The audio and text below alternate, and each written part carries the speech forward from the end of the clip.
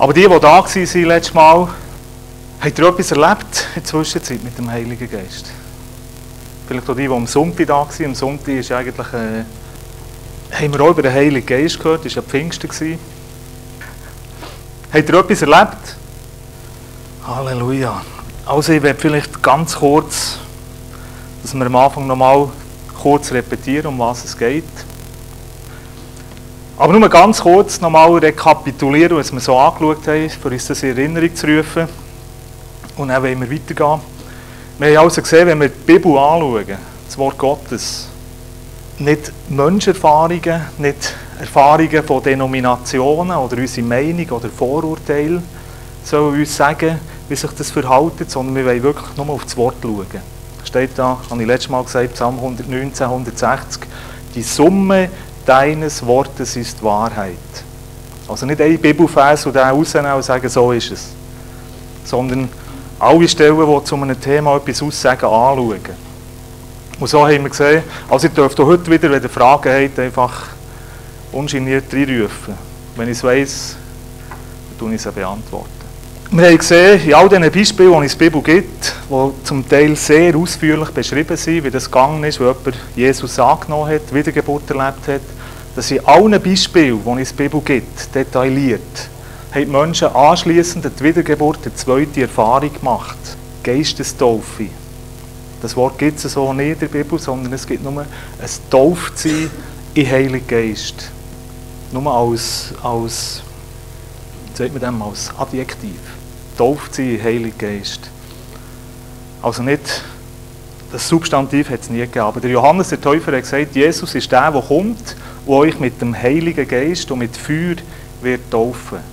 Und da haben wir dann gesehen, es hat immer die zweite Erfahrung gegeben. Wiedergeburt und anschliessend die Erfüllung oder eben die Geistestaufe, die Erfüllung mit dem Heiligen Geist.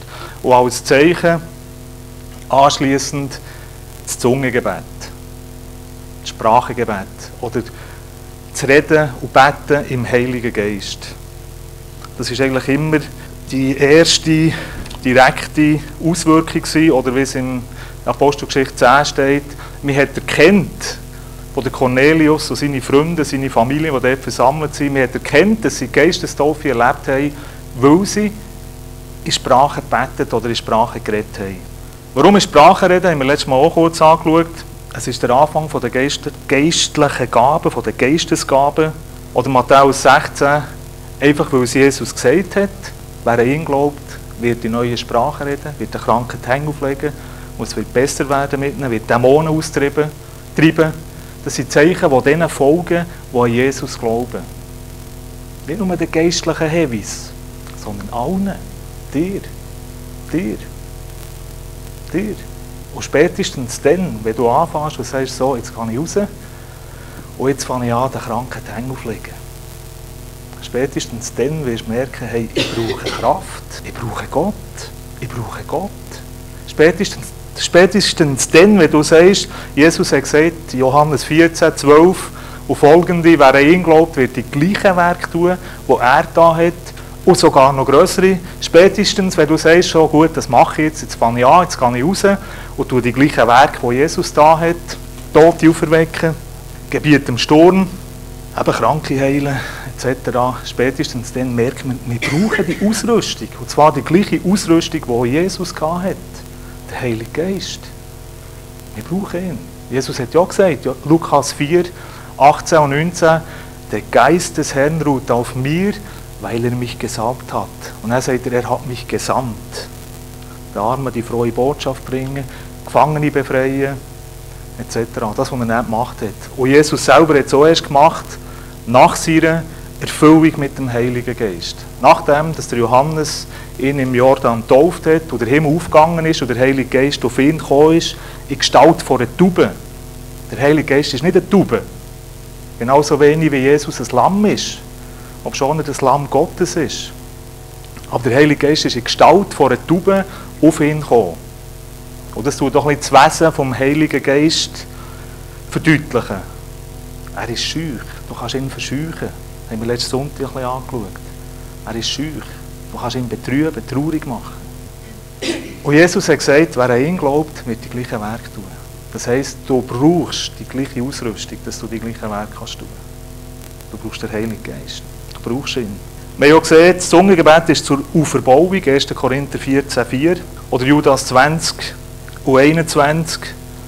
Wir können uns durch das Beten im Heiligen Geist, durch das Zungengebet können wir uns in der Liebe Gottes bewahren. Du kannst dich in der Liebe Gottes bewahren. Und jetzt heute wollen wir weiterfahren. Wir schauen vielleicht noch 2 Punkte neuer an, den wir auch letztes Mal angeschaut haben. Aber mein Anliegen für heute Abend, oder ich glaube, es ist das Anliegen vom Heiligen Geist für heute Abend, für uns, für dich, für mich, ist, dass wir eine Freisetzung erleben, dass du eine Freisetzung erlebst, dass wir fließen mit dem Heiligen Geist. Dass du kannst fließen mit dem Heiligen Geist. Dass du kannst fließen in dem, was er dir geben will, an diesen Gaben. Dass wir fließen mit ihm im Alltag, nicht einfach im Gottesdienst. Dass er freigesetzt ist in deinem Leben. Dass der Heilige Geist freigesetzt ist in deinem Leben. Dass du ihm Freiraum kannst geben, wo du erkennst, wer er ist und wie er ist und was er will mit dir. Dass wir für die wollen, dass wir für anfangen in die Zunge reden und dass wir für anfangen auslegen. Wie es im 1. Korinther 14, 13 und 14 steht. Heute Abend. Seid ihr parat? Also, wir zwingen nur Freiwillige. Nein, bei Gott ist es immer ohne Druck. Wenn es einen Druck gibt, der dich drückt und sagt, so, du musst jetzt, Gott ist nicht so. Du darfst ganz entspannt sein und musst jetzt nicht den Druck, oh leck, ich muss nachher in die Zunge reden und es nachher noch auslegen. Nein, du musst keinen Druck haben. Überhaupt nicht. Aber du darfst offen sein für den Heiligen Geist, für sein Wirken und lass ihn wirken. Lass ihn wirken dir. Schon jetzt. Und dann ein wichtiger Punkt, den ich eigentlich nicht vorbereitet habe, wo wir heute einen Computerkurs gehabt, den ganzen Tag, und für die nächsten 3 Wochen. Und heute, so, nicht im Kurs, sondern in der Pause, ist mir das einfach nochmal deutlich geworden. Warum sind wir da überhaupt erfüllt worden mit dem Heiligen Geist? Warum hat Gott das wollen, dass du und ich erfüllt werden mit dem Heiligen Geist? Warum hat er das wollen? Hat er das wollen, dass er eine Unterscheidung hat, wenn er da vom Himmel oben runterschaut und sein Volk sieht auf der Erde, dass er kann sagen, ja, das sind jetzt die Charismatiker, die Extremen, die reden in neuen Zungen. Das sind ein bisschen die Gemässigteren, die nur ab und zu in neuen Zungen reden. Und das sind die vielleicht sagen, ja, nein, das brauchen wir nicht. Da kann er es unterscheiden. Und wir können es ein bisschen ringen, wir können unterscheiden. Ist es wegen dem? Nein, sicher nicht. Aber vielleicht ist es, damit wir so schöne Gottesdienste feiern können. Gänsehaut. Eine Gänsehaut, oder? Den Rücken ab, so man spürst, wow. Nein, ist es so nicht. Vielleicht ist es, dass wir etwas haben, wo wir uns Christen ein bisschen streiten miteinander. Wo wir so auf dieser Ebene lernen kennen. Ist es auch nicht. Sondern, wir haben es letztes Mal schon angeschaut, Apostelgeschichte 1,8. Aber ihr werdet Kraft empfangen,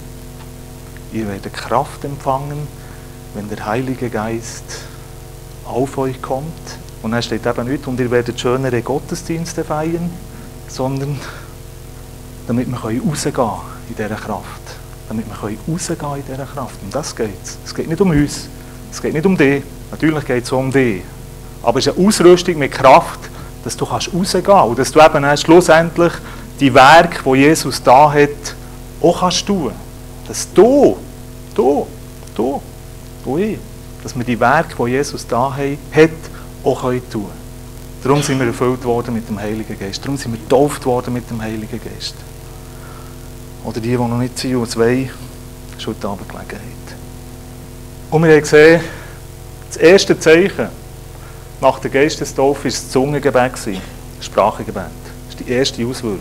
Und die Bibel sagt uns auch im 1. Korinther 14, das Sprachengebet ist nicht eine Sprache, die ohne Sinn ist, die ohne Inhalt ist, die einfach irgend so ein Blabla ist, sondern es ist eine Sprache, die einen Sinn hat, die du zwar vielleicht nicht verstehst, oder ziemlich sicher nicht verstehst, aber es ist eine Sprache, die einen Sinn hat. Du drückst etwas aus, wenn du in Sprache redest. Du sagst etwas. Ich schaue dir dann kurz an, was wir reden, wenn wir in Sprache reden. Du redest etwas, du sagst etwas. Es ist eine Sprache, die haben wir, glaube ich, letztes Mal auch kurz gestreift, wo man auf dieser Erde redet, oder aber eine Sprache aus dem unsichtbaren Bereich. Engelszungen. 1. Korinther 13,1. Also du kannst eine Sprache reden, die es auf dieser Erde gibt. Irgendein Dialekt von Mongolei oder was auch immer. Oder eine Sprache, die man nicht redet auf dieser Erde. Es kann auch sein, dass du vielleicht 2 oder 3 Sprachen bekommst. Im Laufe der Zeit. Ich merke es manchmal bei mir selber, wenn ich Sprachen rede, dass ich plötzlich in eine andere Sprache hineinkomme. Nicht immer. Aber manchmal lasse ich einfach, wenn wir fließen im Heiligen Geist, dann merkst du plötzlich, jetzt habe ich eine andere Sprache. Und irgendwann habe ich gemerkt, dass ich noch eine 3. Sprache bekommen habe, die wieder ganz anders ist als die anderen Sprachen, die ich vorher hatte. Also es ist eine Sprache, die einen Sinn hat. Du sprichst etwas aus, das etwas bewirkt. Im unsichtbaren, aber auch im sichtbaren Bereich. Was sprechen wir aus, wenn wir in Sprache reden? 1. Korinther 14, Vers 2. 1. Korinther 14, Vers 2. Im 2. Teil von dem Vers, da steht, denn niemand versteht ihn, durch den Geist vielmehr redet er Geheimnisse. Du redest Geheimnisse, wenn du in Sprache redest. Oder anders gesagt, du redest Sachen, die deine Erkenntnis übersteigen, wo du keine Ahnung hast davon. Du redest Geheimnis. Du plauderst Geheimnis Gottes aus. In unsichtbar und in sichtbaren Bereiche hinein. Und wir wissen ja, Gott sagt hier in den Sprüchen an vielen Orten, das, was du sagst, was du aussprichst, das wird doch kommen. Das wird zustande kommen. Du bist ein Gefangener, Sprüche 6, glaube ich, du bist ein Gefangener von deinen Worten. Also das, was wir reden, das hat Auswirkungen. Und in Matthäus steht, du wirst einmal gerichtet werden für deine Worte, die du ausgesprochen hast. Also auf der sicheren Seite musst du sein, der hat viele Sprachen. Da redest immer gute Sachen. Oder im Apostelgeschichte 2,11, da müssen wir ja wissen, Jerusalem war dann voll, das ist nach Pfingsten. Jerusalem war dann voll von Juden aus aller Welt. Und da haben die einfachen Jünger Jesu, Fischer und Zöllner, die haben eine Sprache geredet, die die Leute verstanden haben. Da steht nämlich, da steht wovon, dass sie gekommen sind, Parther und Meder und Elamiter und die, welche Mesopotamien, Judäa und Kappadokien, Pontus und Asia, Phrygien und Pamphylien, Ägypten und die Gebiete Libyens bei Cyrene bewohnten.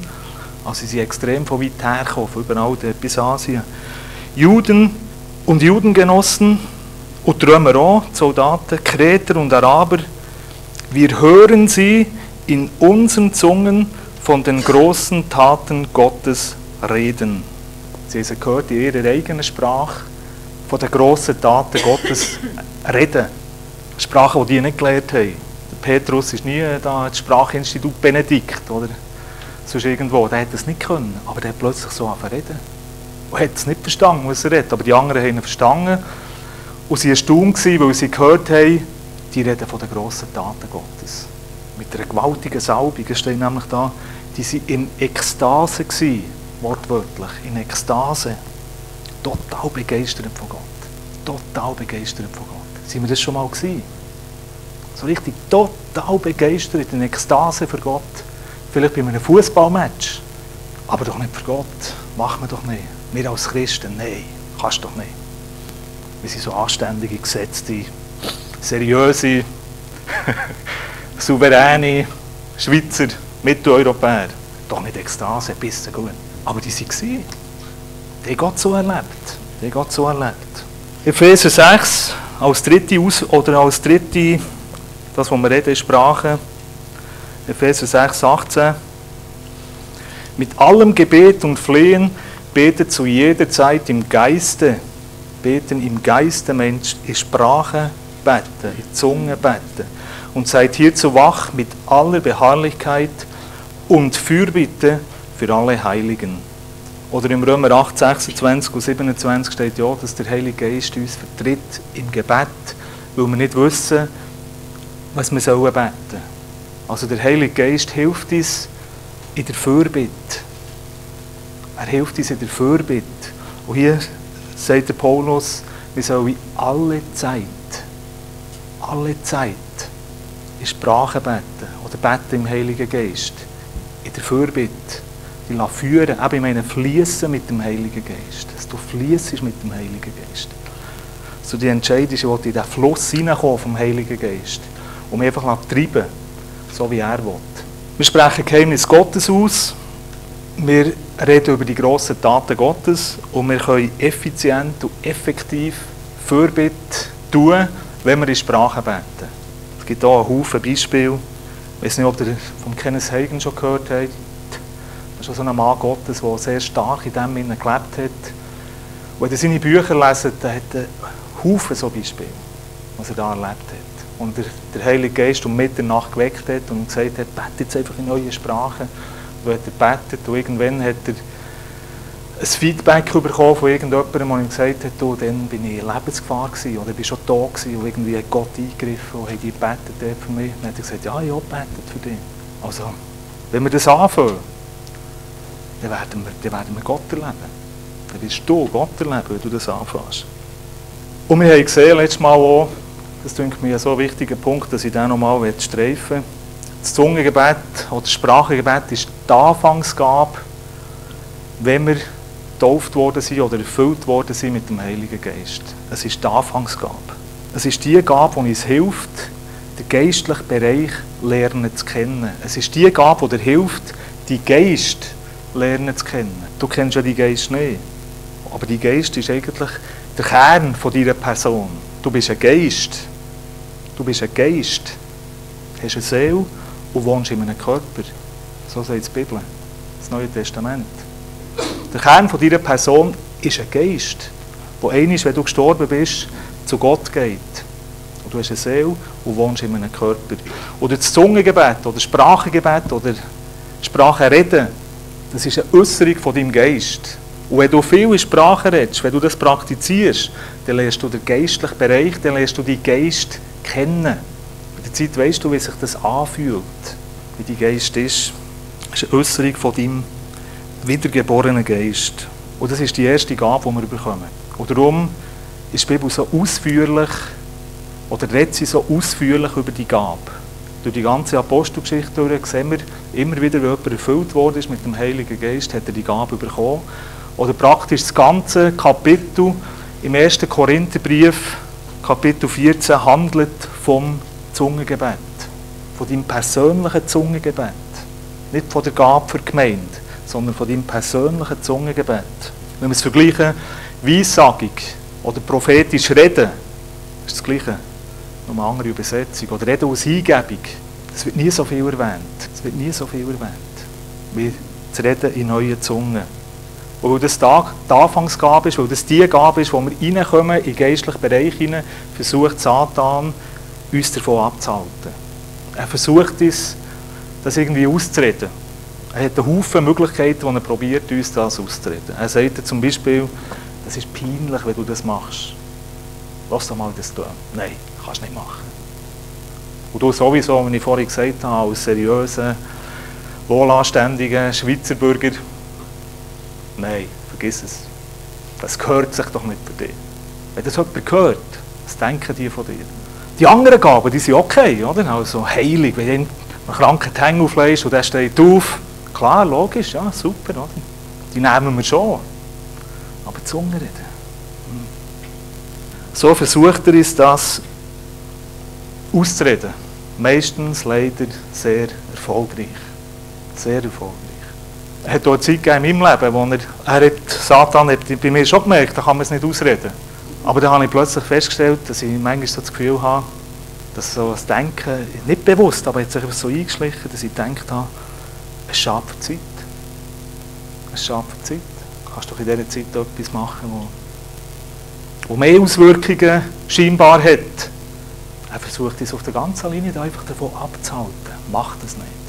Das brauchst du nicht. Dabei, wenn wir die Auswirkungen anschauen, wo uns die Bibel sagt, wenn wir es eben trotzdem machen, du erbaust dich selber, du bewahrst dich in der Liebe Gottes inne, du kommst hinein in den geistlichen Bereich, du lernst den geistlichen Bereich, deinen Geist kennen. Und darum müssen wir auch wissen, was es für Auswirkungen hat. Und wenn wir das wissen, dann lassen wir uns nicht mehr so schnell davon abhalten oder davon abbringen. Satan weiss, wenn wir es praktizieren, wenn du anfängst, in die Zunge reden, dann wirst du ihm plötzlich gefährlich. Es gibt so ein paar Sachen, nicht nur zu reden, sondern es gibt so ein paar Sachen, die uns davon abhalten will. Zum Beispiel Lobpreis ist genau das Gleiche. Lobpreis ist genau das Gleiche. Dass du einfach daheim bist oder in deinem Alltag bist und innerlich oder äußerlich einfach eine Haltung hast vom Lobpreis. Dass du am Morgen, wenn du arbeiten sagst, Herr, du bist so gut, Halleluja, heute wird ein guter Tag mit dir. Ich bete dich an. Danke, dass du bei mir bist heute den ganzen Tag. So eine Haltung, den ganzen Tag. Also wenn du am Abend heimkommst, deine Familie packst, Gitarre nimmst oder das Keyboard oder Kassette oder CD rein tust und einfach eine Zeit hast, wo Gott anbetest. Lieder singst. Psalm 118. Frohlocken und Siegesjubel erschallt in den Hütten der Gerechten. Wie ist das in unseren Hütten? Wie ist das in unseren Hütten? Was meinst du? Wenn es noch Leute, das ist besser, oder? Oder etwas, was uns Satan noch davon abhalten, ist, dass wir das Wort Gottes nehmen, auswendig lernen, so viel denken, so viel reden. Aber schon steht so oft in der Bibel. Josua 1,8, Johannes 8, 31 und 32, Sprüche 3, 5 und 6, Sprüche 4, 22 bis 24. Es gibt so viele Stellen, die das aussagen. Wer macht das schon? Die sind natürlich jetzt anders. Aber sonst meine ich, er versucht es von diesen Sachen abzuhalten, die er weiss, wenn wir es machen, wenn du es machst, wirst du ihm gefährlich. Und das Zungengebet, das Sprachengebet ist so etwas. Und er weiss, wenn du es machst, dann wirst du ihm gefährlich. Darum. Und von praktisch allen grossen Frauen und Männern Gottes aus der Geschichte, aus der Kirchengeschichte, die wirklich für Gott etwas bewirkt haben, dann weiss man, sie haben in neuen Sprachen geredet. Zum Beispiel der John Wesley. Gewaltiger Aufbruch mit dem Heiligen Geist. Die haben Sprache geredet. Gründer von der Methodistenkirche. Am Anfang haben die Sprache geredet. Oder auch überhaupt in der Gemeinde, in den ersten Jahrhunderten, in den ersten 3-4 Jahrhunderten, hat Sprachengebet zum Alltag gehört, zum christlichen Alltag gehört. Das war gar keine Frage, hat dazu gehört. Oder der Smith Wigglesworth, der schwierige Name, den habe ich am Sonntag erwähnt. Der hat extrem viele Sprachen geredet. Extrem viele Sprachen geredet. Und er hat einen gewaltigen, einen weltweiten Dienst gehabt. Einen weltweiten Dienst. Das war auf der ganzen Welt und das vor 100 Jahren. Er ist über die ganze Welt gereist. Oder Kenneth Hagin, habe ich schon erwähnt. Er hat auch sehr, sehr viele Sprachen geredet und er hat sehr, sehr viele gute Auswirkungen gehabt. Oder hat immer noch sehr viele gute Auswirkungen auf der ganzen Welt. Oder einer aus unserer Zeit, der Reinhard Bonke, vielleicht auch schon gehört von dem. Nicht nur Männer, sondern auch Frauen. Catherine Kuhlmann, habt ihr vielleicht schon Negatives gehört über die. Aber ich habe ihre Geschichte studiert und wir haben ja Videos von ihr. Und ich muss sagen, ich habe nichts gesehen, was nicht normal wäre bei ihr. Sie hat sehr viele Sprachen geredet. Und sie hat sehr, sehr viele positive Auswirkungen gehabt in ihrem Dienst, in ihrem Leben. Ist natürlich auf dem Find angegriffen worden. Oder einer, der heute lebt, der heute jung ist, der heute, glaube ich, erst 30, 35 ist.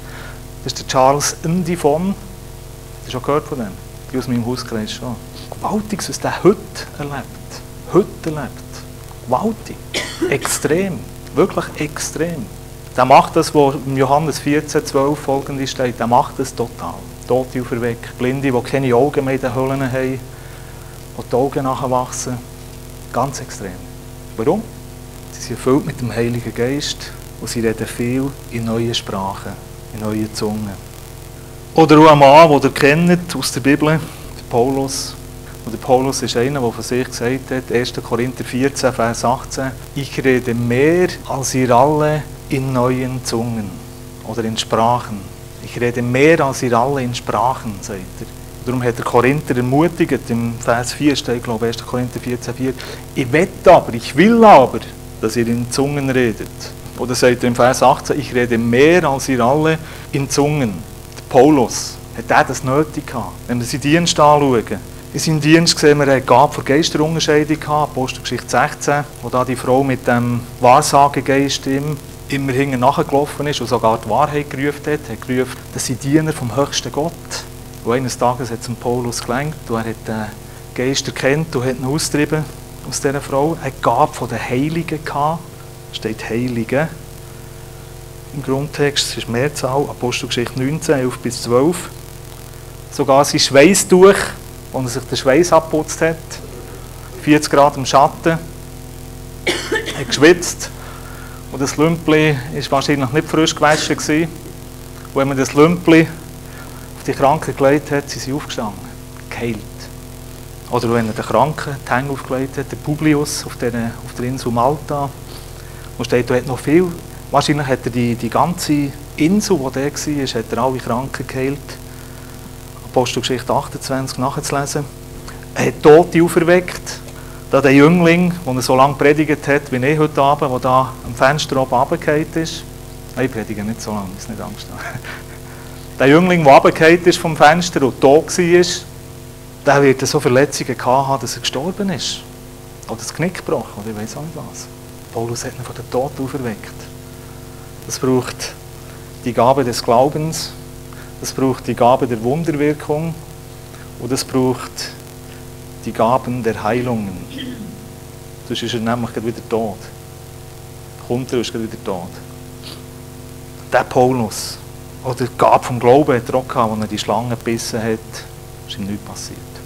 Und der Paulus sagt, ich bete mehr als dir alle in die Zunge.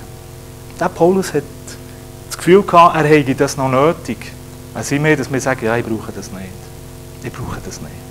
Die Frage ist, Paulus sagt ja an 3 Orten in der Bibel, im 1. Korinther 4,16, Philipper 3,17, 1. Korinther 11,1. Will ich das aufschreiben? Also die erste ist vor allem wichtig, 1. Korinther 4,16. Das ist die markanteste. Oder Philipper 3,17 und 1. Korinther 11,1. Da sagt er, ich ermahne euch, ahmet mein Beispiel nach. Er sagt, ich ermahne euch aber, ahmet mein Beispiel nach. Das ist eine Ermahnung. Und weil sie im Wort Gottes in der Bibel steht, ist es eine Ermahnung, die uns gilt, die Gott auch für uns meint. Ich ermahne dich, ahm mein Beispiel nach. Und ich glaube, dass der Paulus so viel in die Zunge geredet hat, das war sein Geheimnis. Das Geheimnis von seiner Kraft, die er hatte. Das Geheimnis von denen, wo im Hintergrund ist, von den Auswirkungen, die er hatte in der damaligen Zeit. Wenn wir uns überlegen, das war gewaltig, was die für Auswirkungen hatten. Damals. Ohne Flugzeug, ohne Auto. Das ist gewaltig. Was haben wir heute für Auswirkungen auf dieser Welt? Was haben wir für Auswirkungen? Wir hätten eigentlich die gleiche Ausrüstung wie der Paulus. Wir könnten das Gleiche machen, was Jesus da hat. Johannes 14. Und wir haben Möglichkeiten extrem. Aber was sind die Auswirkungen in unserem Leben? Wo sind die Auswirkungen in meinem Leben, in deinem Leben? Bei uns Christen, in unserem Land, auf unserer Welt, wo sind die Auswirkungen? Also Einzelne gibt es, wie eben der Charles Ndifon oder der Reinhard Bonke oder der Kenneth Hagin, der 3-4 Jahre gestorben ist.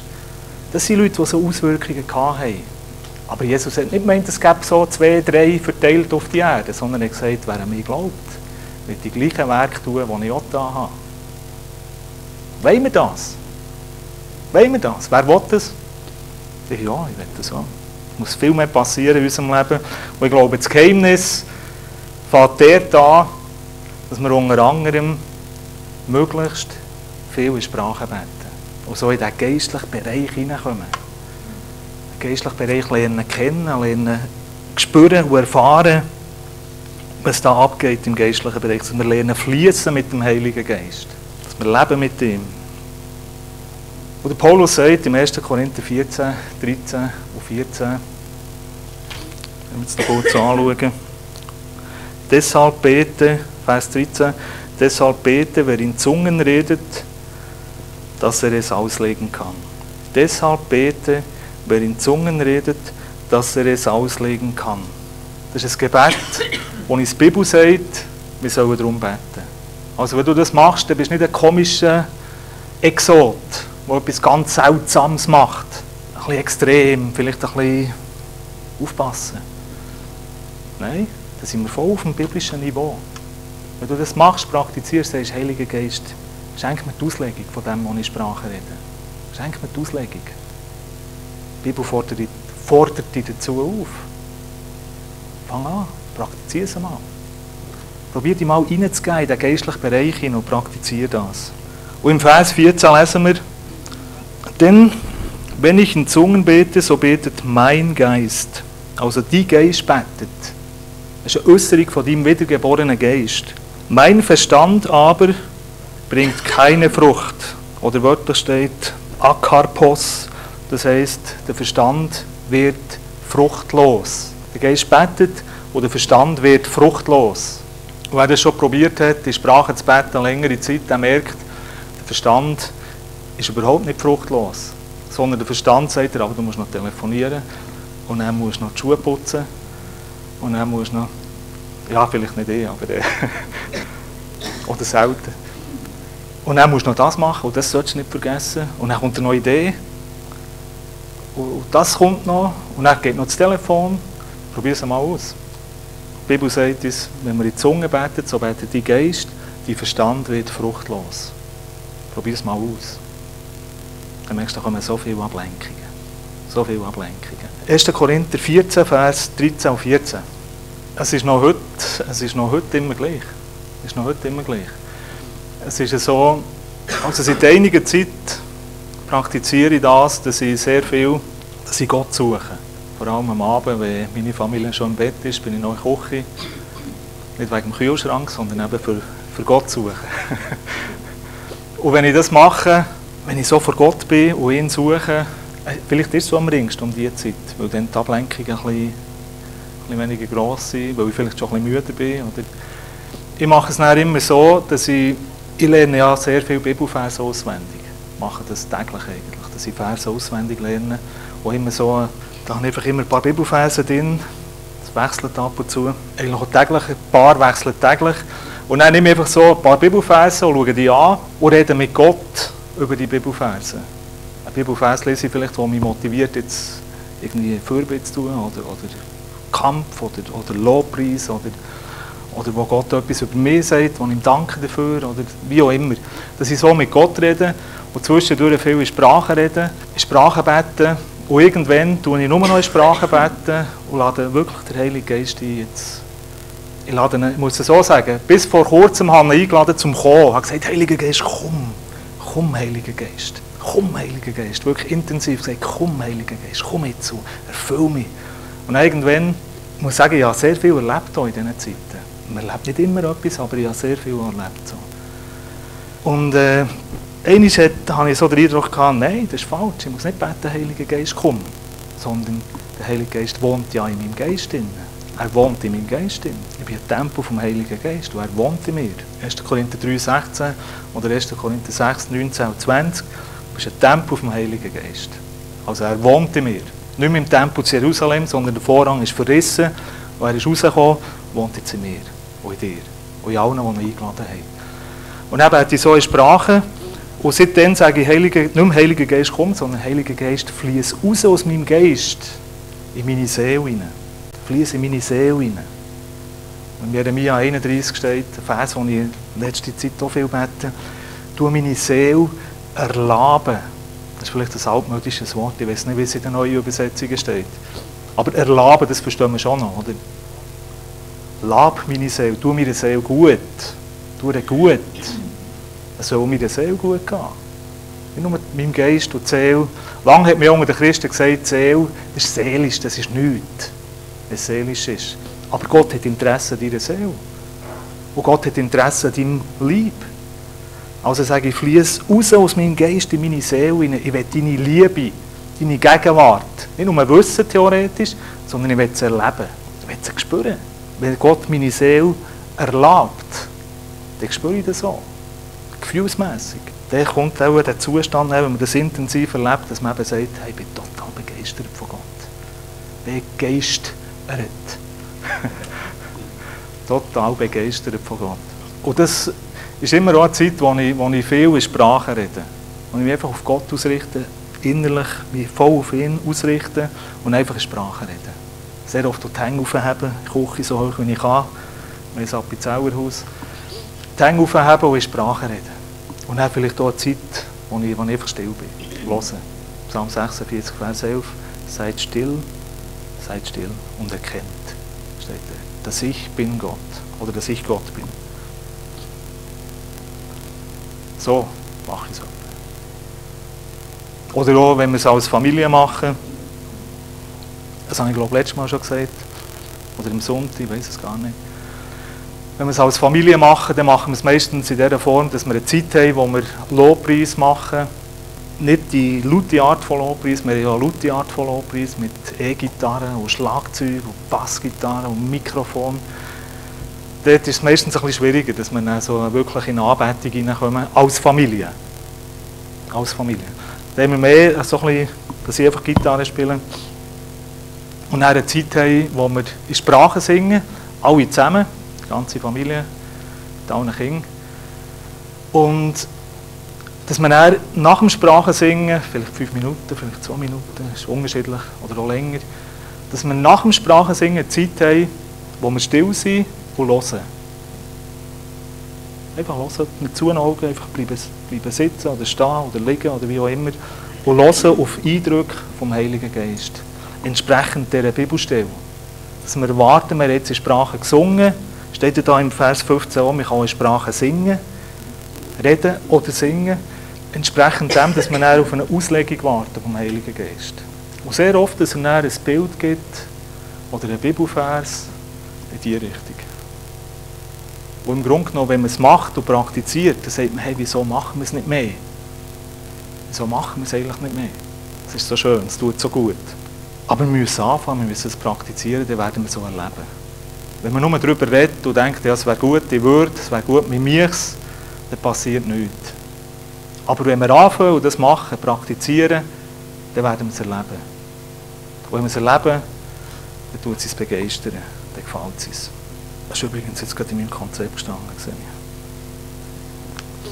Du betest in einer bestimmten Situation, in Sprache, und nicht weißt, wie du dich entscheiden sollst. Du bittest den Heiligen Geist, dass er dir ein Bild gibt oder einen Bibelvers in die Richtung, wo du dich entscheiden musst. Normalerweise oder sehr oft gibt er dir eine Weisheit, wie du entscheiden sollst. Oder eben Bibelvers. Ja, das Beispiel aus der Bibel 9, Vers 40, das ist die, wo der Petrus zu der Tabitha gerufen worden ist, wo Tabitha gestorben ist. Es steht hier nicht ausdrücklich, dass der Petrus in neuen Sprachen gebetet hat, in diesem Beispiel. Aber der Petrus war ja einer von denen, der immer rumgereist ist und denen, die neu die Wiedergeburt erlebt haben, die Hände aufgelegt haben, dass sie den Heiligen Geist empfangen haben und die haben ihre Sprache geredet. Sie waren auch viel zusammen, der Petrus und der Paulus. Also kann man davon ausgehen, dass er auch in diesem Beispiel hier, wo er gebetet hat, auch in Sprache gebetet hat. Und dann lesen wir, der ist Tabitha gestorben und die Leute sind zu ihm gekommen und haben ihm gesagt, hey, sie hat so viel Gutes da für uns. Kannst nicht kommen für sie beten. Und der Petrus hat vorher noch nie einen Toten oder eine Tote auferweckt. Das war seine erste Situation. Und dann ist er dann gekommen. Petrus aber hieß, alle hinausgehen. Also wörtlich steht eigentlich, er hat alle rausgehauen. Er hat sie rausgehauen. Ekballo steht da griechisch. Hinauswerfen, vertreiben, ausstoßen. Petrus aber hieß alle hinausgehen, kniete nieder und betete.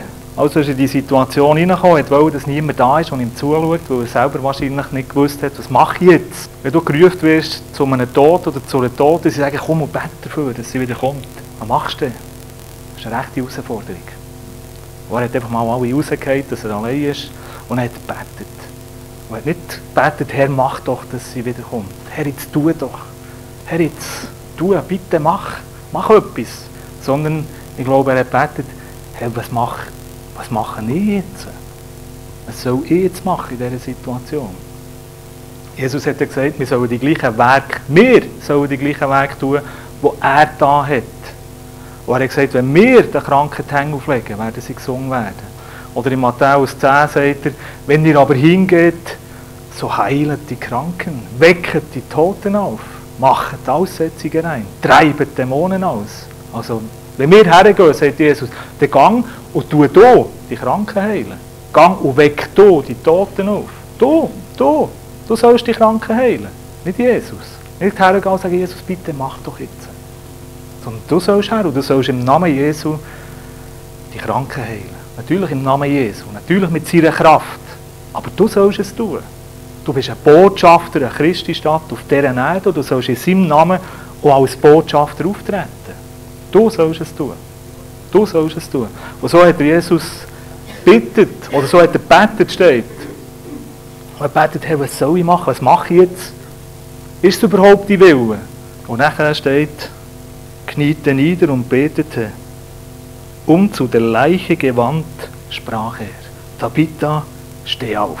Tabitha, steh auf. Er hat sich nicht zur Toten gewendet und hat gesagt, so Herr, jetzt bitte mach doch. Kannst du nicht bitte ein Wunder machen? Das war so eine liebe Frau gewesen. Nein, er ist zu ihr und hat gesagt, stang auf, stang auf. Hat sie die Hand genommen. Nein, das stimmt nicht. Sie ist selber aufgestanden. Und so ist es viel auch, dass wir in Situationen reinkommen und nicht wissen, was mache ich jetzt? Was mache ich jetzt? Wie soll ich jetzt entscheiden? Gott, was ist jetzt die Wille? Was soll ich jetzt machen?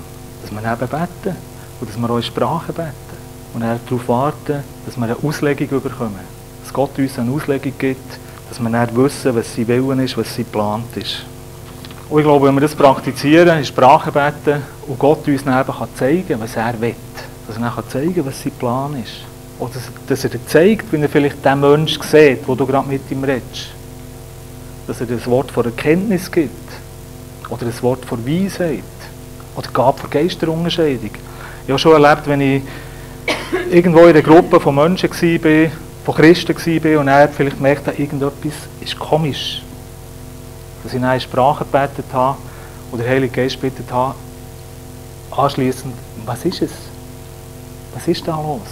Was ist die geistliche Atmosphäre, dass es komisch ist? Und dass der Heilige Geist dann ganz klar sagt, das und das ist es. Und dass wir dann entsprechend auch beten können oder Autorität ausüben und die Atmosphäre verändern.